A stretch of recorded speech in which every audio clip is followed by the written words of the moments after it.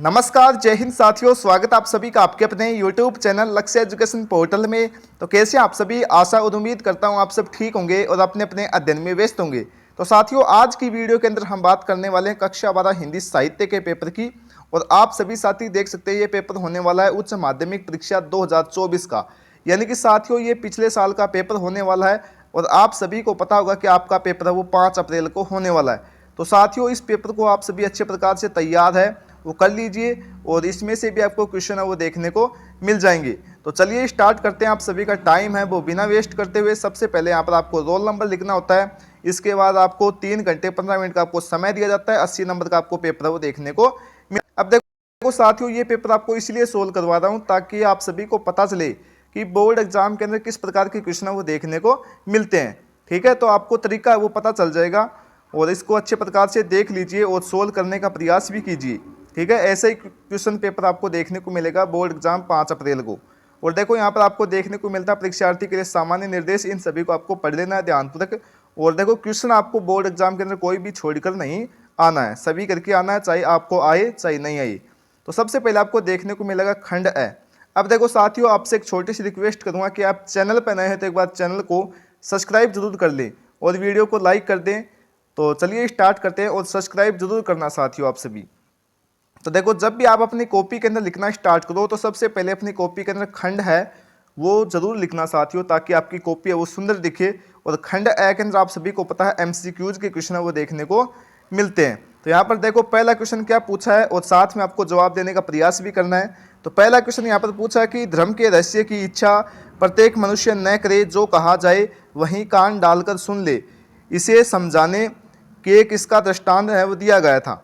तो यहाँ पर राइट जवाब हो जाएगा साथियों ऑप्शन नंबर ए, यानी कि घड़ी का। ठीक है, ऐसे ही क्वेश्चन आपको बोर्ड एग्जाम के अंदर देखने को मिलेंगे 5 अप्रैल के अंदर। अगला दूसरा क्वेश्चन क्या कहता है कि शेर किसकी मुद्रा में बैठा हुआ था। ठीक है, तो वो बैठा हुआ था साथियों गौतम बुद्ध की मुद्रा के समान। ऑप्शन नंबर सी यहाँ पर राइट जवाब आपको बताना है। आगे बात करते हैं तीसरा क्वेश्चन, देखो क्या कहता है। ये कहता है साथियों कि बसंत आया कविता के रचनाकार है। तो आप सभी को पता है बसंत आया कविता है वो रघुवीर साहिब जी की है। ऑप्शन नंबर बी यहाँ पर राइट जवाब हो जाएगा। अब देखो साथियों, आप सभी को है ना जितने भी अपने चैप्टर हैं, चैप्टरों के नाम और उनके कवि कौन है और लेखक कौन है वो आप सभी को याद है वो कर लेने हैं। क्योंकि आप सभी को पता आपके सिलेबस के अंदर 5 नंबर की सहप्रसंग व्याख्या है वो भी आने वाली है। एक तो आएगी पद्यांश से और एक आएगी गद्यांश से। तो उसके अंदर आपको कवि का नाम और उस चैप्टर का नाम है वो लिखना होगा, तभी आपको नंबर है वो मिलेंगे सहप्रसंग के अंदर। और टीचर है वो सबसे पहले आपकी सहप्रसंग ही देखेगा, उसके आधार पर ही व्याख्या होती है और उसके बाद ही विशेष है वो देखा जाता है। तो इसीलिए कहता हूं कि अच्छे प्रकार से तैयार है वो कर लीजिए। अभी भी आप सभी के समक्ष 2-3 दिन का टाइम है वो बचा हुआ है। ठीक है, अगले क्वेश्चन की बात करते हैं। चौथा क्वेश्चन की भरत राम का प्रेम पाठ तुलसी की किस रचना से लिया गया है। तो वो हो जाएगा साथियों रामचरितमानस। ऑप्शन नंबर डी यहाँ पर राइट जवाब आपको करना होगा।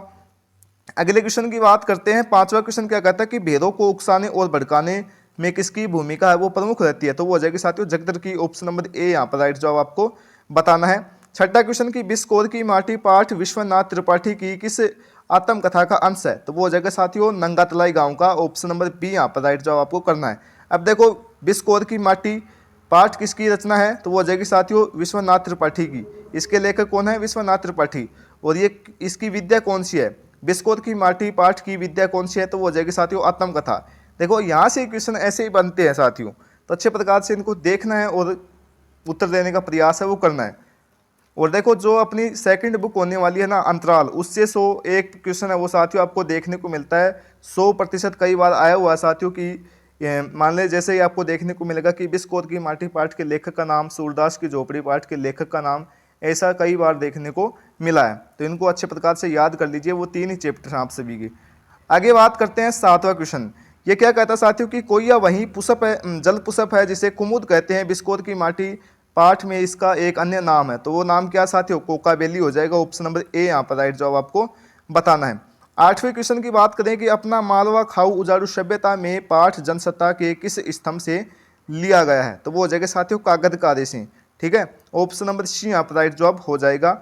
अब देखो पाठ के पीछे आप सभी को पता है वो लेखक परिचय के बाद में आपको पता है जो पीछे हेडिंग दिया रखते हैं उसमें से एक क्वेश्चन है वो पूछा गया है। तो उनको भी आप सभी पढ़ लिया करो, क्वेश्चन है वो वहाँ से छपते हैं कई बार।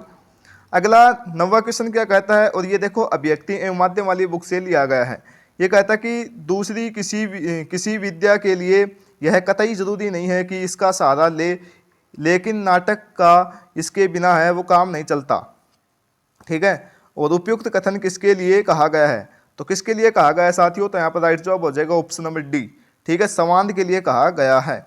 आगे बात करते हैं 10वां क्वेश्चन क्या कहता है साथियों कि यह शैली कहानी या कथा लेखन की शैली के ठीक उल्टी है, जिसमें क्लाइमेक्स बिल्कुल आखिर में आता है, इस शैली को कहते हैं। तो कौन सी शैली हो जाएगी, तो वो हो जाएगी साथियों उल्टा पिरामिड शैली।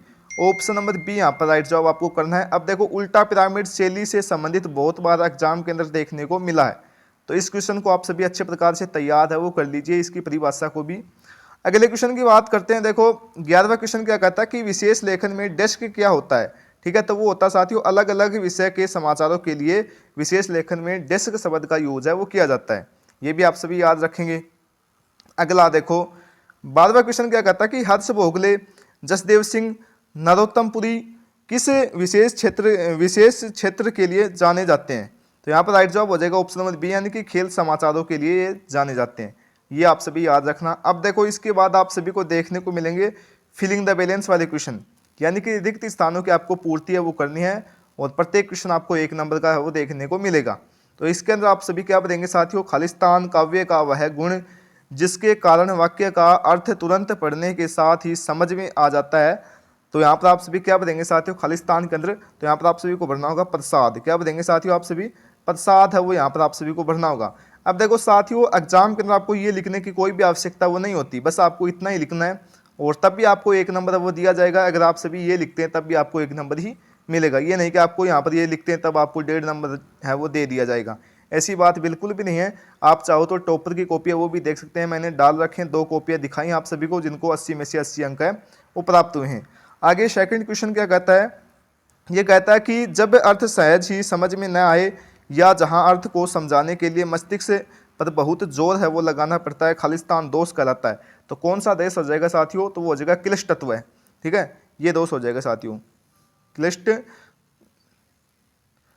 तत्व दोष हो जाएगा, ये आप सभी को लिखना होगा इसके अंदर। ठीक है, आगे बात करते हैं साथियों तीसरा क्वेश्चन। देखो यहाँ पर क्या कहता है कि यह मात्रिक विषम छंद है, दोहा और रोला छंदों के मेल से खालिस्तान छंद बनता है। तो कौन सा छंद बनता है साथियों, तो वो हो जाएगा कुंडलिया।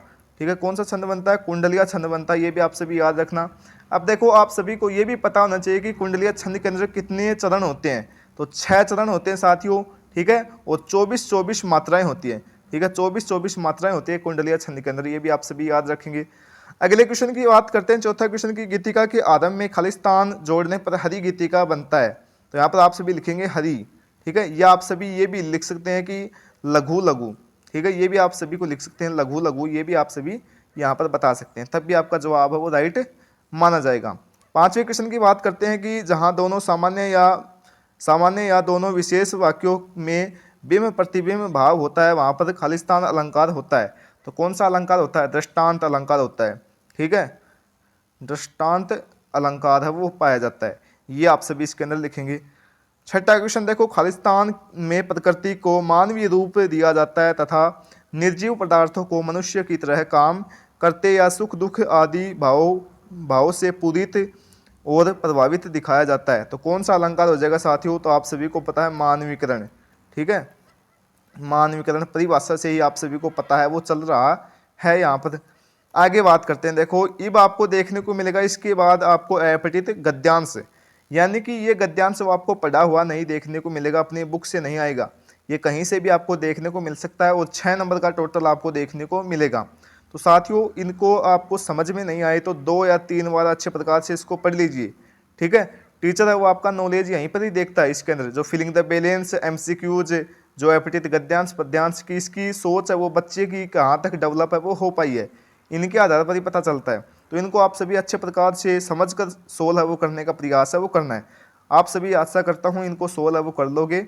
इसके बाद आप सभी को देखने को मिलेगा अपठित पद्यांश, जो कि आपको ये भी 6 नंबर का है वो देखने को मिलेगा। ठीक है, ये अब देखो साथियों एक क्वेश्चन ये बनता है, देखो यहाँ पर आता है कि प्रस्तुत गद्यांश का उचित शीर्षक है वो लिखिए। अब देखो कईयों के यहाँ पर कन्फ्यूजन होता है कि शीर्षक क्या होता है। तो शीर्षक साथियों मैं आपको बता दूं कि इसके अंदर जो शब्द सबसे ज़्यादा बार यूज हो रहा हो और यानी कि इसके अंदर किस बात के ऊपर चर्चा वो की जा रही हो, वहीं इसका शीर्षक होगा साथियों। जहाँ की यहाँ पर आप सभी पढ़ेंगे ना, तो आप सभी देख सकते हैं यहाँ पर परमाणु के बारे में ये देश की बात हो रही है, ठीक है, ऐसी भूमि संसाधन नहीं है। तो देखो यहाँ पर देश की बात हो रही है, तो आप ये भी लिख सकते हैं कि आत्मनिर्भर भारत है, ठीक है। आप ये भी लिख सकते हैं कि भारत में परमाणु परीक्षण, ठीक है। थोड़ा बहुत ऊपर नीचे हो जाता है, कोई भी समस्या है वो नहीं होती, देखो निर्भर वो रहना पड़ता है, तो आत्मनिर्भर भारत है वो बता सकते हैं। तो ये आप सभी कर सकते हैं इसके अंदर। आगे देखो इसके अंदर भी आप सभी को ऐसे ही पढ़ना है, इसको 2-3 बार और इसके बाद जवाब देने का प्रयास है वो करना है। अब देखो यहाँ पर आपको देखने को मिलेगा खंड ब, और खंड ब के अंदर देखोगे यहाँ पर क्या बता रखा है कि 5 से 16 शब्दों 16 तक के प्रत्येक प्रश्नों के उत्तर आपको 40 शब्दों के अंदर देने हैं, ठीक है। ये आप सभी को नोटिस है वो ध्यानपूर्वक है वो पढ़ लेना है। इसके बाद देखो साथियों यानी कि 4 लाइनों के अंदर आपको उत्तर देने का प्रयास है वो करना है। अब देखो 5वां क्वेश्चन क्या कहता है कि रामचंद्र शुक्ल समन्वयक हिंदी प्रेमियों की मंडली में कौन कौन थे। तो कौन कौन हो जाएगा साथियों, तो आप सभी को पता है ये चैप्टर है प्रेमगन की छाया स्मृति, और जिसके लेखक हो जाएगा आचार्य रामचंद्र शुक्ल, ठीक है। तो इसके अंदर हिंदी प्रेमियों की मंडली के बारे में पूछा है और कौन कौन से लेखक वो आते हैं, तो आप सभी को पता है वो आते हैं साथियों। एक तो हो जाएगा पंडित केदारनाथ पाठक हो जाएगा, ठीक है, कौन हो जाएगा, केदारनाथ पाठक जी हो जाएगा। दूसरे की बात करें तो अपन वो हो जाएगा बद्रीनाथ गौड़ हो जाएगा साथियों, कौन हो जाएगा, बद्रीनाथ जी गौड़ हो जाएगा। तीसरे की बात करें तो भगवानदास जी हालना जी हो जाएगा। ये आप सभी इसके अंदर बता सकते हैं 2-3 लेखकों के नाम, ठीक है। आगे बात करते हैं, नेक्स्ट क्वेश्चन अपना होने वाला है छठा। ये क्या कहता है कि काबुली कायदा सुनते ही मोतियाइन तमक्कर खड़ी हो गई, क्यों हो गई थी, संवंदिया पाठ के आधार पर लिखिए, ठीक है। तो संवंदिया किसके द्वारा लिखी गई रचना है, तो वो हो जाएगा साथियों फणीश्वर नाथ रेणु, ठीक है। किसके द्वारा लिखी गई है, फणीश्वर नाथ रेणु के द्वारा लिखी गई है। तो इसका उत्तर आप सभी बताएंगे कि मोतियाइन काकी तमक्कर इसलिए खड़ी हो जाती है क्योंकि आप सभी को पता है कि काबुली कायदा के नाम से उसको क्या होती थी, चिढ़ है वो होती थी साथियों, चिढ़ होती थी। और आप सभी को पता है संवंदिया है वो उसे चिढ़ाना भी चाहता था। तो ये आप सभी इसके अंदर है वो बता सकते हैं। और उसको लगा साथियों कि मोतियाइन को लगा कि जो संवंदिया है वो उसकी जाति का अपमान है वो कर रहा है, यानी कि उसे चिढ़ाने की कोशिश है वो कर रहा है। बस आपको यही लिखना है, यानी कि मैंने बताया ना 4 लाइनों के अंदर उत्तर देना है, ज़्यादा आपको बिल्कुल भी नहीं लिखना है। 7वां क्वेश्चन की सरोज स्मृति कविता की मूल संवेदना स्पष्ट कीजिए, ठीक है। सरोज स्मृति किसके द्वारा लिखी गई है, सूर्यकांत त्रिपाठी निराला के द्वारा लिखी गई है, ये भी आप सभी याद रखना, ठीक है। तो इसके अंदर आप सभी क्या लिखेंगे साथियों की सरोज स्मृति कविता है वो पुत्री सरोज के असामयिक मृत्यु पर लिखी गई है। इस कविता में कवि सूर्यकांत त्रिपाठी निराला ने अपनी बेटी के प्रति गहरे प्रेम और उसकी मृत्यु के बाद की वेदना का साथियों क्या किया है, वर्णन है वो किया है। तो ये आप सभी बताएंगे इसके अंदर। 8वां क्वेश्चन देखो यहाँ पर क्या कहता है कि कुसुमित कानन हेरी कमल मुखी मुदी रहिए दुनयन काव्य पंक्ति का आशय है वो आपको स्पष्ट है वो करना है। तो देखो इस पंक्ति का अर्थ है वो क्या हो जाएगा कि फूलों से भरे वन में जहाँ हर तरफ हरियाली है, क्या है साथियों, हरियाली है, कानन कुसुमित यानी कि हरियाली है, कोमल मुखी भी नए पत्तों के समान है वो खिला रहता है। यानी कि नायिका का जो चेहरा है साथियों, नयन मतलब आँख, नायिका का जो चेहरा है वो कोमल के समान, मुख है वो नए पत्तों के जैसे खिला हुआ रहता है। तो ये आप सभी को ये बताना है। आगे देखो साथियों इसके बाद आपको देखने को मिलता है, देखो 9वां क्वेश्चन ये क्या कहता है कि ये कहता है कि जगदर का मन आज खोचा लेकर गलियों का चक्कर लगाने में न हो लगा, जगदर के लिए ऐसा क्यों कहा गया, पठित पाठ के आधार पर बताइए। तो ये लिया गया है साथियों सूरदास की झोपड़ी अध्याय से, और सूरदास की झोपड़ी अध्याय है वो प्रेमचंद के द्वारा लिखा गया है। किसके द्वारा लिखा गया है, प्रेमचंद के द्वारा लिखा गया है, ये आप सभी याद रखना। तो इसका जवाब आप सभी कैसे देंगे साथियों, तो मैं आपको बताता हूँ।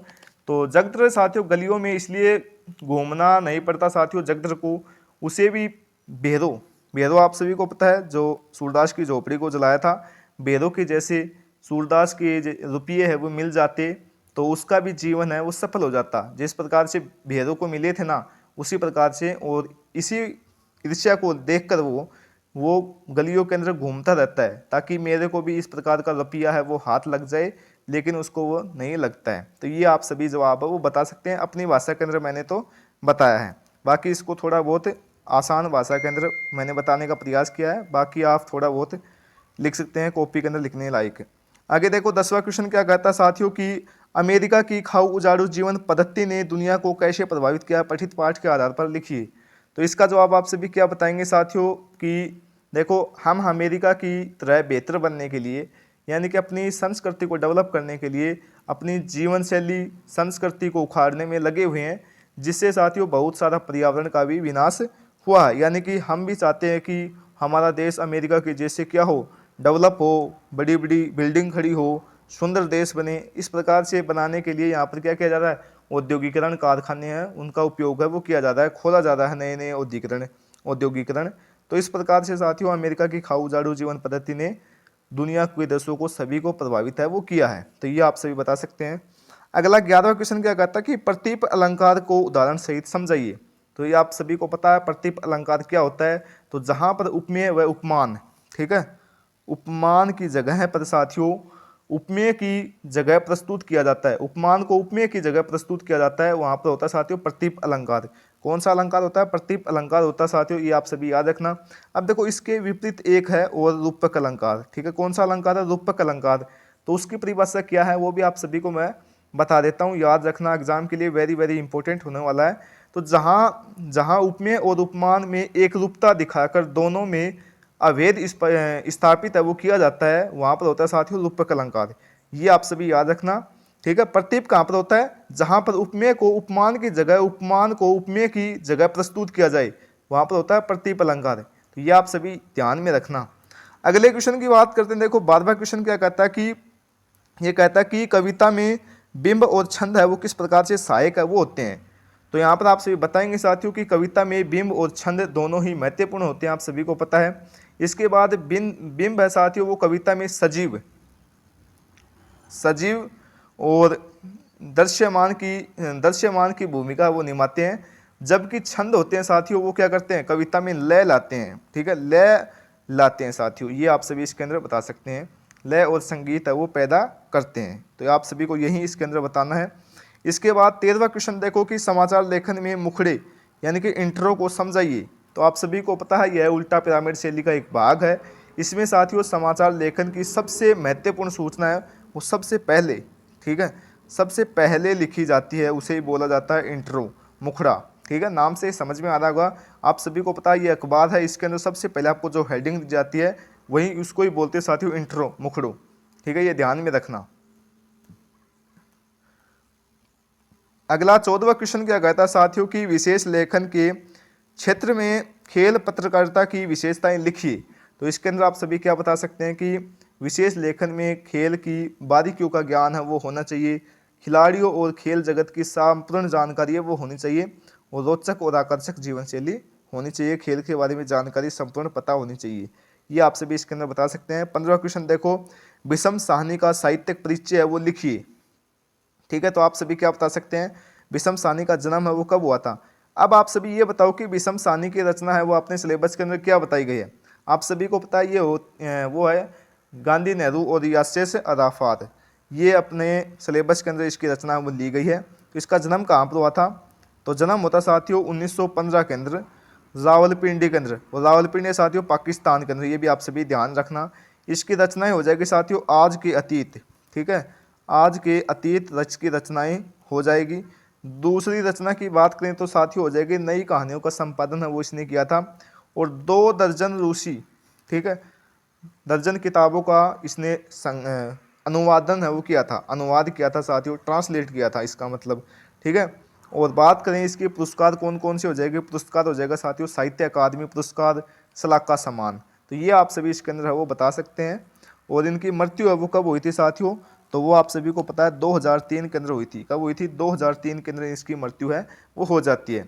और देखो अब की बार है वो देखने को मिलेगा साथियों, एक तो देखने को मिलेगा वो अथवा के अंदर तो नहीं आएगा, लेकिन इसी प्रकार से आपको देखने को मिलेगा। अब की बार साथियों 15वां क्वेश्चन आएगा और वो एक ही आएगा, जैसे कि विषम साहनी या रघुवीर साई का साहित्यिक परिचय है वो दीजिए, एक क्वेश्चन के अंदर ही आपको देखने को मिल जाएगा। पिछली बार 2 देखने को मिली थी इस प्रकार से।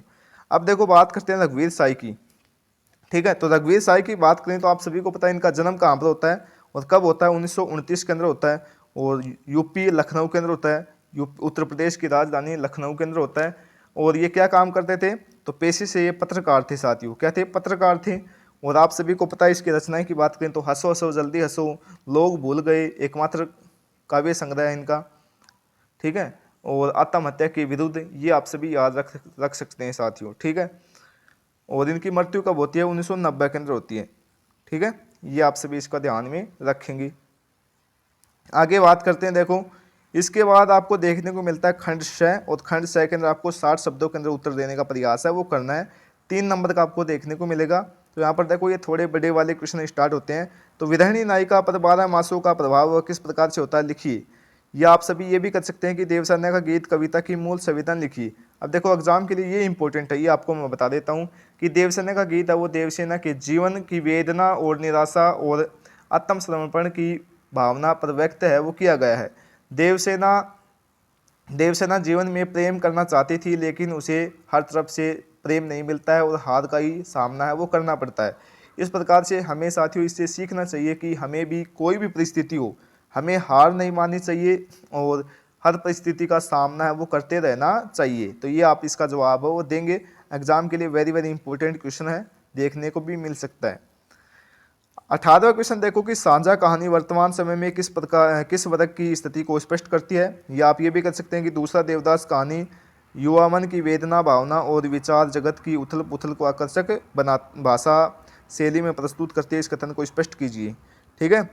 और ये आप सभी को पता है दूसरा देवदास किसकी रचना होने वाली है, ममता कालिया की रचना होने वाली है, ये भी आप सभी याद रखना। इसके बाद आप सभी को पता है एक अंतराल से क्वेश्चन देखने को मिलेगा 4 नंबर का। तो ये क्या कहता है कि सूरदास जगदर से अपनी आर्थिक हानि गुप्त है वो क्यों रखना चाहता था। या आप ये भी कर सकते हैं कि मालवा में विक्रमादित्य और भोज और मुंज रिनेसा के बहुत पहले हो गए थे, कैसे स्पष्ट कीजिए। तो ये आप सभी को करना है। इसके बाद खंड द है वो आपको देखने को मिलता है। जैसा कि मैंने आपको बताया कि सबसे पहले आपको लिखनी है सह प्रसंग लिखनी है साथियों, सह प्रसंग लिखनी है। इसके बाद आपको व्याख्या लिखनी है, इसके बाद आप सभी को विशेष है वो लिखना है। अब सह प्रसंग के अंदर आप सभी क्या बताएंगे। अब देखो इसको सबसे पहले आपको पढ़ना होगा साथियों, इसको आपको अच्छी प्रकार से पढ़ना है और आपको पता चल जाना है सही है कि ये किस चैप्टर से लिया गया है और इसके कवि हैं वो कौन है, यानी कि लेखक वो कौन है। गद्यांश के अंदर लेखक आएगा और पद्यांश के अंदर कवि आएगा, ये भी आप सभी याद रखना। अब देखो मैं आपको बताता हूँ, इसको आप सभी पढ़ो, आपको पता चलना चाहिए कि ये किससे लिया गया है। तो आप सभी को ध्यान में आ रहा होगा कि ये लिया गया है साथियों कुटज से, ठीक है। किससे लिया गया है, कुटज से लिया गया है साथियों। और कुटज किसकी रचना है, डॉक्टर हजारी प्रसाद द्विवेदी की रचना होने वाली है, ये आप सभी याद रखेंगे। तो इसको देखो सबसे पहले लिखना होता है सह प्रसंग। देखो यहाँ पर देखिए सह प्रसंग, यही नाम आपको उठाकर यहाँ पर लिखना है। और इसके बाद लिखेंगे आप सभी प्रस्तुत गद्यांश हमारी पाठ्यपुस्तक अंतरा भाग 2 में लेखक हजारी प्रसाद द्विवेदी द्वारा लिखित रचना कुटज से लिया गया है और इसमें लेखक ने कुटज के बारे में बताया है। बस आपको इतना लिखना है और ये लाइनें आप फिक्स हैं, याद है वो कर लीजिए। इसके बाद देखो दूसरे नंबर पे, देखो भूल भी जाओ तो सबसे पहला नंबर ये हो जाएगा साथियों। इसके बाद दूसरा नंबर ये व्याख्या।